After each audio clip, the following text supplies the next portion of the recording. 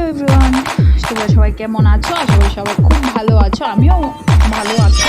তো আজকে তোমাদের জন্য আমি একটা নতুন চিকেনের রেসিপি নিয়ে এসেছি। তো দেখতে পাচ্ছ এখানে চিকেন নিয়ে নিয়েছি, আর এখানে এখন দিয়ে দিচ্ছি সর্ষে বাটা। তোমরা তোমাদের মতো কতটুকু দেবে সেই পরিমাণ দেবে। আমি চিকেন অনুযায়ী একটু কম দিয়েছি, কারণ সর্ষেটা এত গরমে বেশি খাওয়া ভালো না। তো আর এখানে দিয়ে দিয়েছি আমি টক দই, তারপর দিচ্ছি এখানে নারকেল বাটা। ঠিক আছে, এই সবগুলো দিয়ে দিলাম। এখন দেব নুন পরিমাণ মতো, তারপর দেব হলুদ, এটাও দিয়ে দিলাম। এটা অ্যাকচুয়ালি অনেক দিন আগের রেসিপি, তো এটা দিতে ভুলে গেছি, তো সেই জন্য ভাবলাম আজকে দিয়ে দিই। অনেক দিন ধরেই তোমাদের কোনো রেসিপি দিচ্ছি না। আর এখানে কথা বলতে বলতে দিয়ে দিয়েছি পেঁয়াজ বাটা আর কাঁচা লঙ্কা বাটা, আর দিয়েছি এখানে গোলমরিচের ফ্লেভারটা আর একটু হালকা হালকা ঝাঁঝটা আমার খুব ভালো লাগে, সেই জন্য এটা দিয়ে দিয়েছি। আর এখানে দিলাম 1 চামচ মতো রসুন বাটা, আর এখানে অল্প পরিমাণ পেঁয়াজ কুচি, বেশি দেইনি, অল্প দিলেই হবে। এবার সবগুলো দিয়ে এবার চিকেনটাকে খুব ভালো করে মেখে নেব। তো অনেক কিছু মরিচ, তারপর অনেক কিছু পড়েছে, হাত জ্বলবে, সেই জন্য আমি আর হাত লাগাচ্ছি না, হাতা দিয়েই মিক্সড করে নিচ্ছি সবগুলোকে। তোমরা যদি এটা মেখে কি আধ ঘন্টার মতো রেখে দিতে পারো, তাহলে আরও রেসিপিটা মানে আরও দুর্দান্ত হবে খেতে। আমার কাছে টাইম ছিল না, সেই জন্য আমি মানে একবারে মেখে সাথে সাথে মানে বানিয়ে নিয়েছি। তো এটুকুই, আর বিশেষ কিছু নেই। অল্প পরিমাণ কাঁচা তেল দেব মাখাটায়, আগে এটা মিক্সড করে নিই তারপর। তো অনেক দিন ধরে চিকেনের অন্যরকম কিছু একটা বানিয়ে খাবো ভাবছিলাম, তো সেই জন্য এটা বানিয়ে নিয়েছি।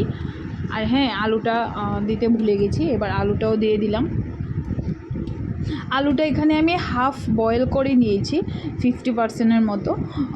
তোমরা ইচ্ছে করলে ছোট ছোট করে দিলেও পারো, আমি একটু বড় করে দিয়েছি, সেই জন্য হাফ করে সেদ্ধ করে নিয়েছি। আর এখানে 2 চামচ মতো তেল দিয়েছি, আর এখানে অল্প একটু তেল, তেজপাতা ফোড়নে দিলাম।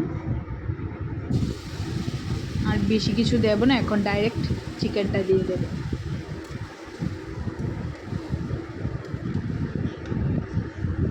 এই যে চিকেনটা দিয়ে দিয়েছি, এবার ভালো করে এবার একটু নেড়ে নেব। একদম শর্টকাট রেসিপি, এখানে মোটামুটি আর 10 to 15 মিনিটসের মধ্যে চিকেন হয়ে যাবে, মানে এতটাও টাইম লাগবে না, মানে 10 মিনিটের মধ্যে হয়ে যাবে। খুব মানে শর্টকাট একটা অন্যরকম রেসিপি হচ্ছে আজকের রেসিপিটা। তোমরা অবশ্যই বাড়িতে ট্রাই করতে পারো, আশা করি তোমাদের ভালো লাগবে, অন্যরকম একটা রেসিপি। তো এইটুকুই, এবার একটু ঢেকে দেব।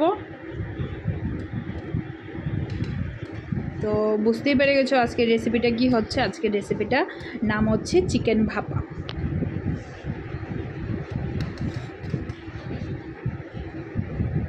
খেয়ে অলরেডি অনেক দিন হয়ে গেছে, এটা খেয়ে নিয়েছি, কিন্তু মনেই নেই, মানে দেবো বলে আর দিতে পারছিলাম না ভিডিওটা। তো অনেক দিন ধরে ভিডিও দিচ্ছি না, সেই জন্য আজকে ভিডিওটা দিয়ে দিচ্ছি। তোমরা অবশ্যই ট্রাই করবে। আমিও মানে প্রথম বানিয়েছি আমি চিকেন ভাপা, মোটামুটি ভালোই হয়েছিল খেতে। তো তোমরাও অবশ্যই ট্রাই করতে পারো ঘরে। এরকম মোটামুটি 5 মিনিটসের মতো মানে ঢাকা দিয়ে তারপর ঢাকাটা তুলে নিয়েছি। এবার হালকা একটু নেড়ে চেড়ে তারপর আর একটু মানে একটু পাতলা পাতলা আছে, তো এটাকে জাস্ট আর একটু জলটা শুকিয়ে নিলেই বা চিকেন ভাপা রেডি হয়ে যাবে। আর 5 to 7 মিনিটসের মধ্যে মানে একটু ফুটিয়ে নিলেই চিকেন ভাপা রেডি।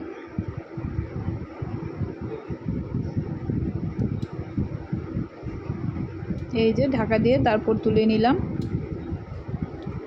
দেখতে পাচ্ছ মোটামুটি অনেকটা শুকিয়ে গেছে জলটা। আলুটাও প্রায় সেদ্ধ হয়ে গেছে। তো আজকের এটা হলো রেসিপি। তো তোমাদের রেসিপিটা কেমন লেগেছে অবশ্যই জানাবে, ভালো লাগলে তো অবশ্যই ঘরে বানিয়ে ট্রাই করবে। আর যদি তোমাদের আমার ভিডিওটা পছন্দ হয়ে থাকে অবশ্যই লাইক শেয়ার কমেন্ট করে দেবে। আর তারপর রান্নাটা হয়ে গেলে জাস্ট উপর থেকে অল্প একটু কাঁচা তেল দিয়ে দেবে, দেখবে ফ্লেভারটা আরও টেস্টি হয়ে যাবে। তো তারপর যাতে মানে কাঁচা তেলের স্মেলটা থাকে সেই জন্য আমি 2-3 মিনিটের মতো ঢাকা দিয়ে রেখেছিলাম। এই যে আমার রেডি চিকেন ভাপা। Good night. তোমাদের ভিডিওটা কেমন লেগেছে অবশ্যই জানাবে।